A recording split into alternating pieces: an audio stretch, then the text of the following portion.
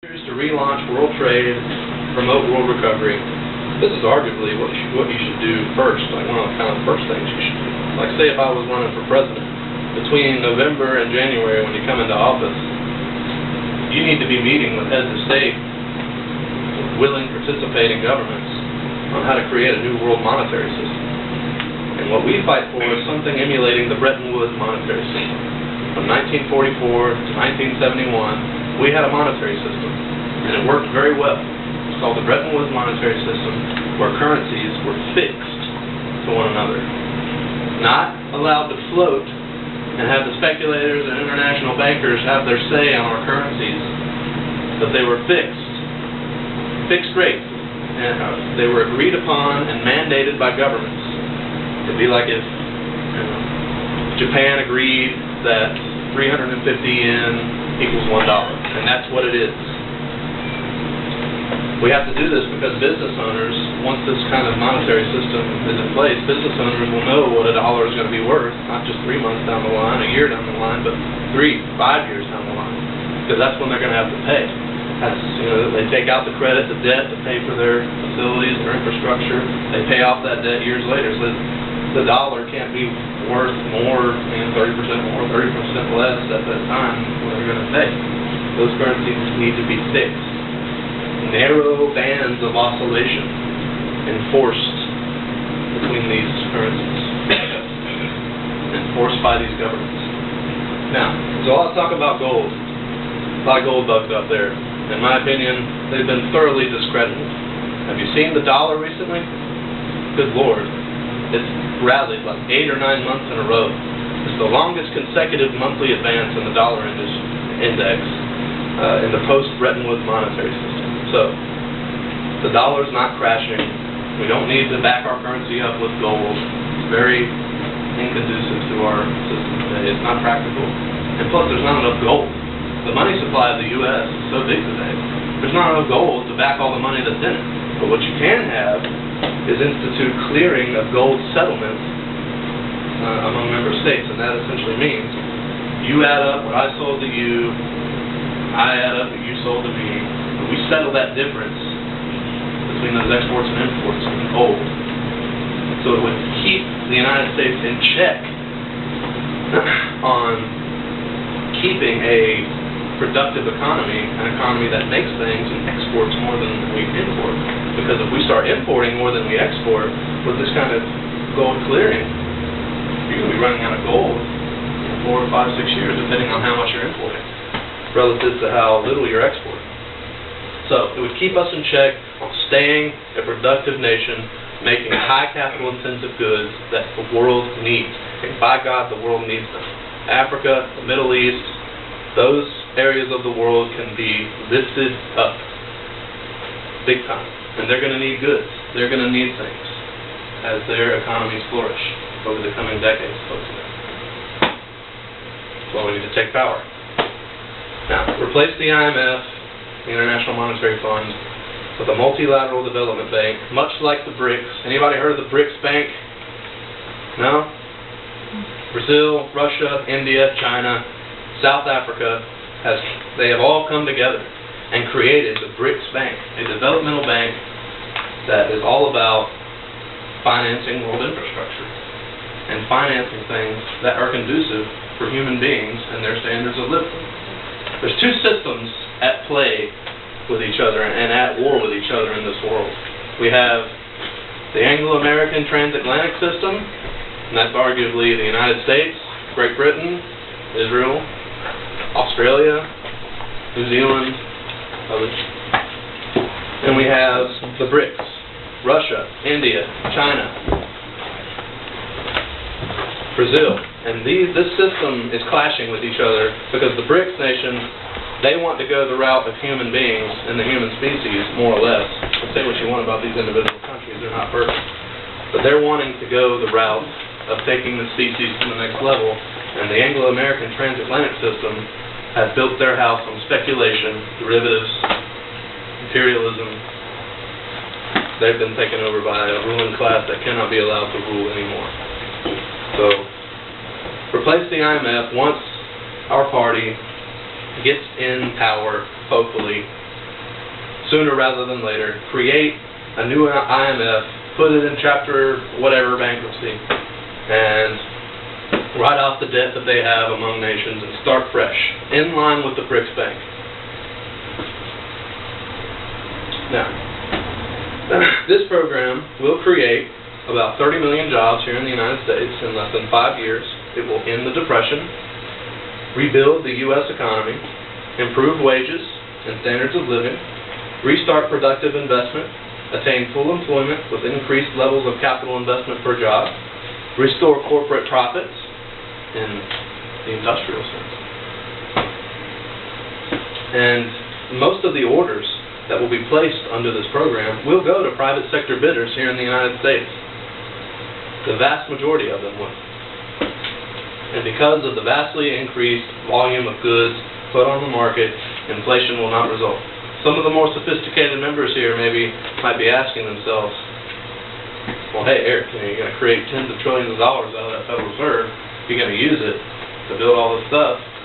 Ain't some inflation going to arise from that? I mean, good God, that's a lot of money. Excuse me. Well, first of all, not really, because you're dragooning that credit into real things, tangible things. Things that give you a permanent advantage, that stay with you. Not speculation, not consumption, not all this other various shenanigans, but real things.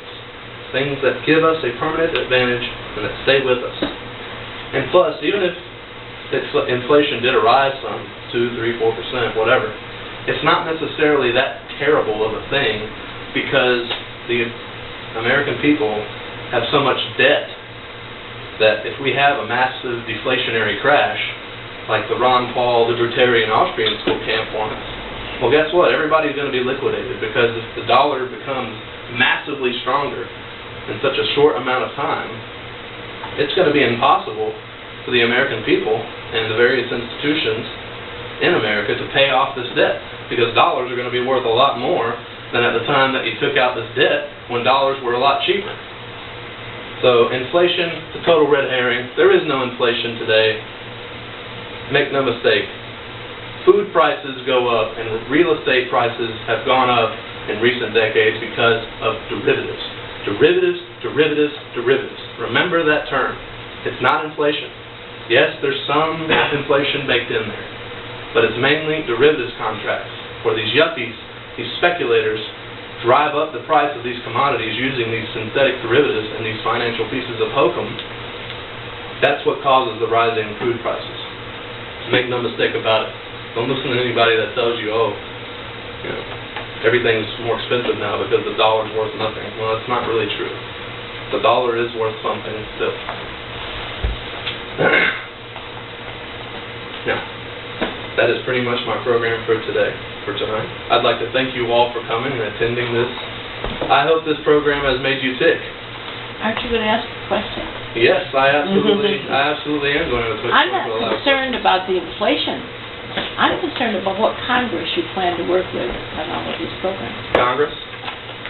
Yeah. Our Congress? Yeah. It's definitely a massive program. It's big. It's ambitious, very ambitious. And all the more reason for as many of us as possible to take power. And yes, it is definitely going to be hard. Absolutely. You are absolutely right about that, because we have a Congress right now that is not interested in stuff like this.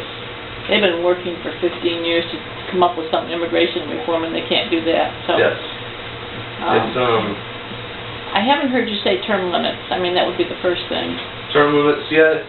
That would have to be the very first thing. We here at the UFAA, the Tax Wall Street Party, term limits, you know, stuff like this, they are important, but these are the mass traction economic issues that can create a mass movement. We need a mass movement. And the term limits and... The term limits would get the people, the deadwood, out of the Congress so that you may have a chance of doing any of those programs. It would get them out, yeah. So that's the only way you're going to get anything done. Yeah. And, you know, that might be a formidable thing to look into, absolutely. And I can agree with that. I think there probably should be some term limits sometime. But we choose to foist our agitation on this program here It's going to create the mass movement. It's popular. It gets people behind us. It makes people tick, and really, you know, it brings out the leader in them, and hopefully people will take power and implement something like this. And the term limits, the other stuff, you know, the fighting the GMOs, the vaccines, all that other stuff, you know, it can wait, in our opinion. Perhaps the idea of splitting the parties as well is something about Congress being unworkable. Exactly. Congress is unworkable. The idea that we have supported, and we haven't much mentioned it here, is that there are factions within the Democratic Party that are progressive to a certain extent. Bernie Sanders might be one that you could cite. Elizabeth Warren has backtracked a great deal, but there are a lot of people that have this mindset. The Republican Party, unfortunately, has long since left behind the past of Lincoln and their original platforms of tariffs and of reining in the very Koch brother type of industry capitalist that they now serve. The idea would be to mostly relegate the Republican Party to small regional party forces. Then there would be the Wall Street Democrats, the ones who are controlled primarily by financial powers. Then leave the gap to have our party, along with the interested populists like Bernie Sanders and the other Democrats. This takes time. Term limits is a positive idea, especially kind of considering how long some of these people have been in for sure. But the idea is that you do need to force a wedge, attack the weaker party that is more reactionary, that being the Republicans with their stances about immigration and the like.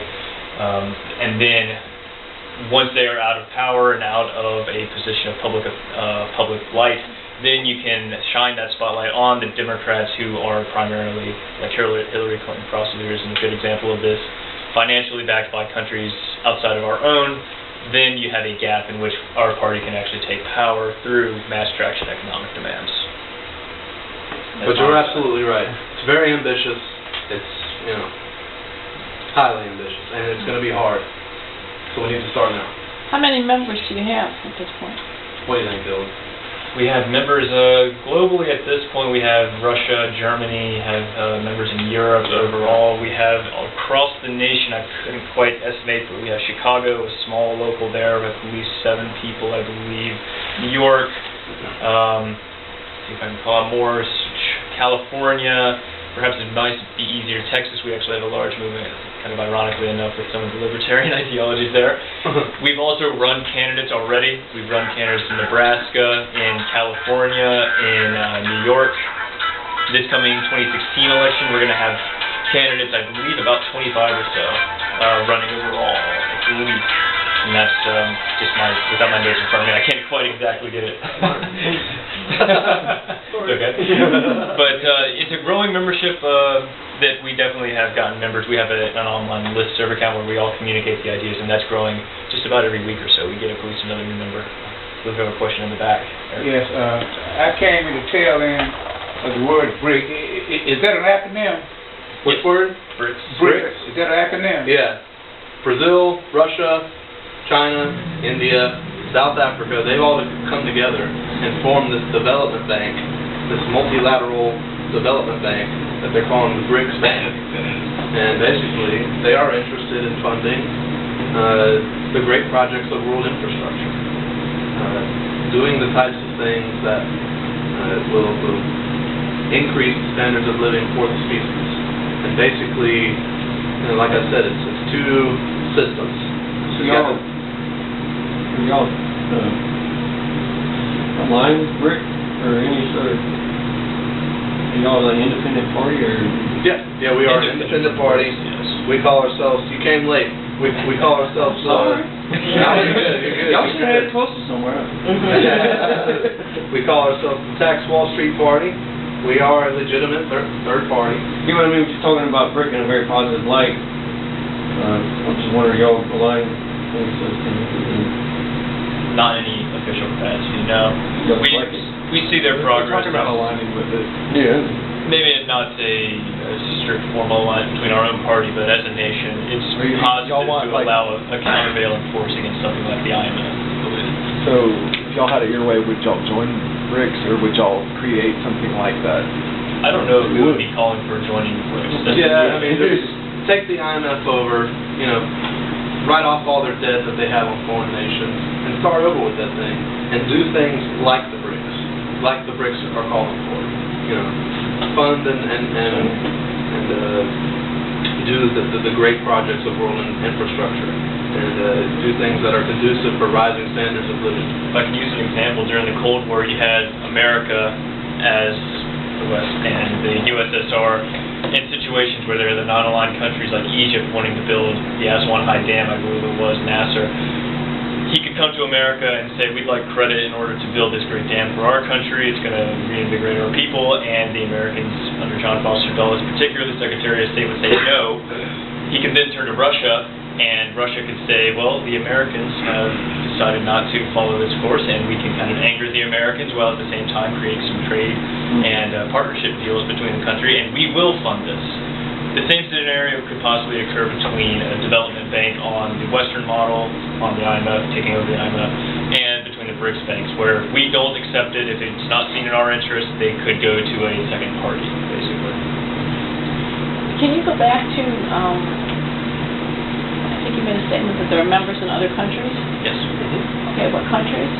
We have Germany, Austria, we have England, Moscow. Russia. Not so sure we have too much in South America. We're about to have someone in Italy and Spain by the end of the year. So this is more of a global party. It has supporters globally, but that is primarily for the idea of the platform, the economic platform, not necessarily the politics. We would like to see Tax Wall Street, similar movies, maybe Tax Deutsche Bank, Germany, something like this, Tax London and England. All big banks over there. In general, economic policies that help the working class people rather than policies that say there's a similar movement that was called the Robin Hood tax movement that wanted to use a small, minute tax on transactions similar to the Wall Street sales tax, but that money would instead go to environmental causes such as saving polar bears and things like that. It's not for the mass traction, high-speed rail, reinvestment in infrastructure projects. What is the strength in the other countries? Stronger than here? I would not say it's quite as strong yet. We have people such as our representative in England, who's actually a writer, much like Brendan Turberville is, and he does some articles for the Tax Wall Street Party, and he does articles that from the English, or the people of England, their economic policies, like for instance in their country, they've had some cuts to their own social safety nets, and he writes about how this is affecting the suicide rates in their country. So he doesn't primarily talk about our American platforms, but he makes the, the analogous points for his own country. We also, he's written an article named actually the American alternative to the group in Greece, the Syriza Party, would be seen as the Tax Wall Street Party because we demand the same thing, and into austerity. We recognize this, that the economic crisis that Eric was talking about has been devastating as far as the working class goes, and that's what Syriza fights. We have been in contact. We also have a member in Greece who reports to us each week from Webster Charlton's radio show, which maybe you can mention as well, who has been in contact somewhat with the Syriza Party. And so we have, I guess, growing movement in Europe is not as strong as we would like, of course. But I'd be interested in knowing what media venues you've been able to find outlets here in America.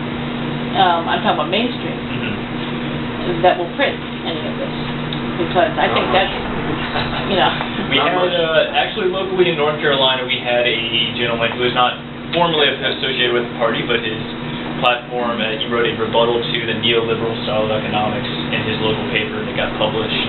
We've had the chairwoman, Daniela Walls, has been on some local Fox, local news channels, I believe in Texas. A lot of the alternative radio stations pick us up. And, Eric, can you think of any of the comments which you're getting? Not necessarily. I do remember maybe about a month ago, in terms of the political arena, Nancy Pelosi bringing up this, like a point. Yes, whatever. That's actually a good point. Yeah, that she's bringing up a sales tax on transactions. It's very, funny that she's bringing it up now, when she's had the time to do it.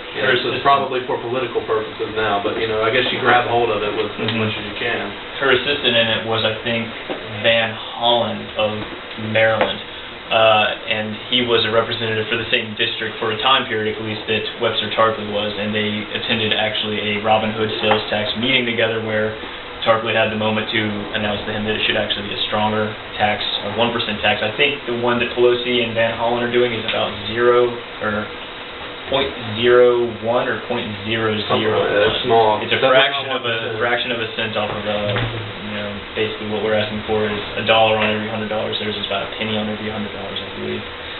So there are some movements that are showing signs of this. There was a governor in Minnesota who recently began, and he's actually was formerly, I think, a very large person in the Target Corporation.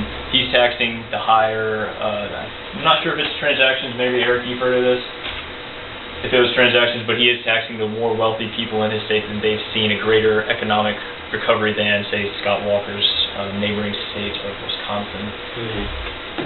The party platform is in the zeitgeist, as Eric has said. It's not explicitly stated a lot of times. This media issue is going to be a big issue. You know, Brandon is a prolific writer, well documented. And he's written about the Tax Wall Street Party platform.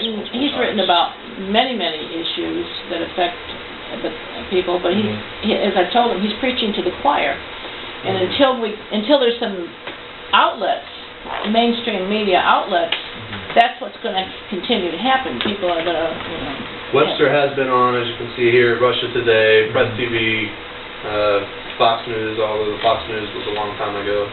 But nevertheless, we are in, somewhat mainstream news. It's not necessarily American mainstream. Russia Today does broadcast here in America, but, it's not the nightly news. It's not, World News Tonight. So, absolutely, we do need the mainstream media to grab hold of Why don't you start your own publication? Actually, we're kind of trying this. We've discussed this. We've discussed developing our own media platform and making it good and big and powerful. One of the reasons we have cameras here tonight is to have footage as a library, basically, of local party members involving themselves in communities and doing this exact kind of outreach where we can get feedback from the people, and exactly what you're saying now is to create a media platform, and that's what we were trying to do. Yes? What about you guys thought about having a segment on a show like WPE or WWBF, like a 30-minute session or something like that? Is that I'm not familiar with WPN. TV station. Okay, like a local local yeah. stations. Wilmington does not have any type of public access or really a lot of entryways into some of the local news stations. Daniela Wallace has been on some, I think, they've been asked her to come back for video interviews. I think some of these were just over Skype, I think, originally. Some inroads into that are definitely in the works. Democracy Now! Might be... They possibly could have a space for I want to say there was some type of Democracy Now! Connection we had, but it's not coming to mind. I know we've gotten the connection with Russia Today. There's people on Russia Today that have supported some of our causes, such as Reverend Pinckney, who we haven't talked much about tonight, but perhaps maybe at the end we can just give a small endorsement of Reverend Pinckney. There's some flyers that describe the situation. A jailed civil rights activist. Is Webster Tarpley in your party, or you found your party or something? Yeah, he founded it. Oh, okay. In lockstep with Daniela Wallace, and he started it back in 2012.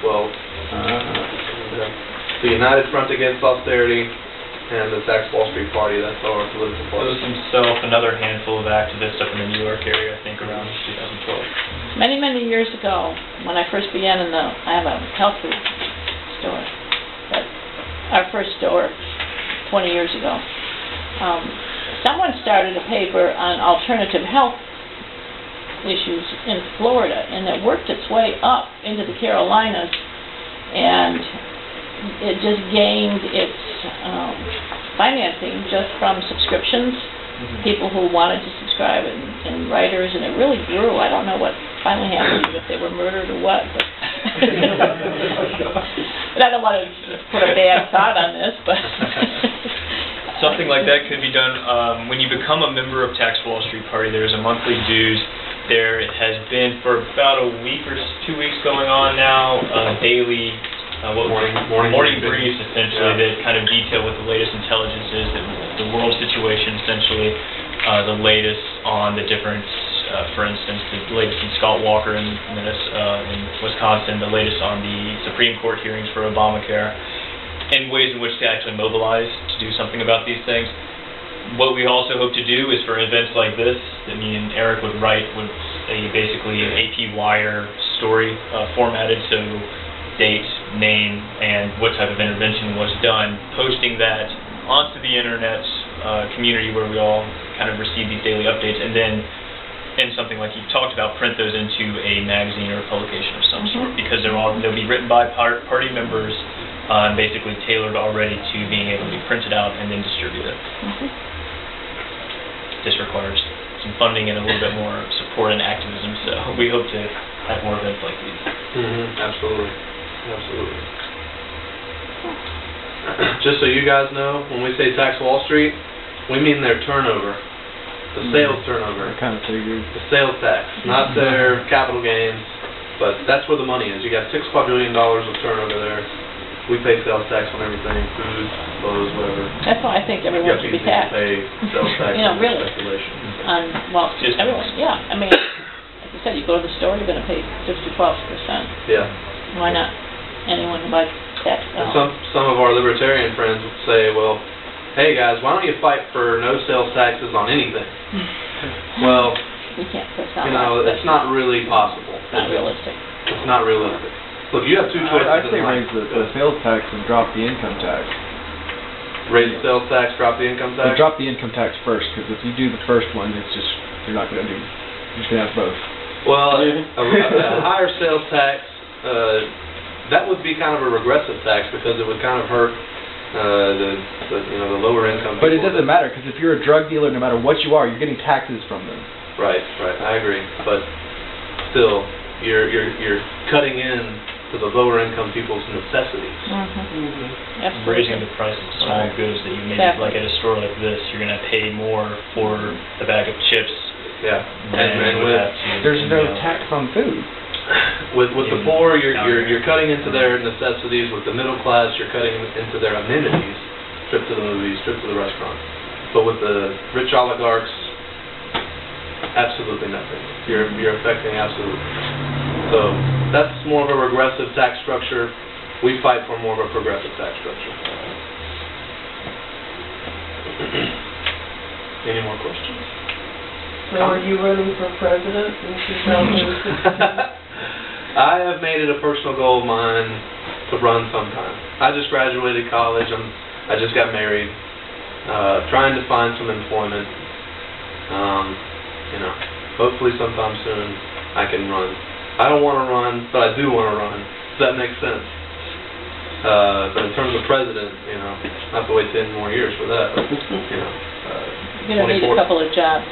Need some employment, need some time to, develop, and, hopefully I will be taking some kind of shred of power.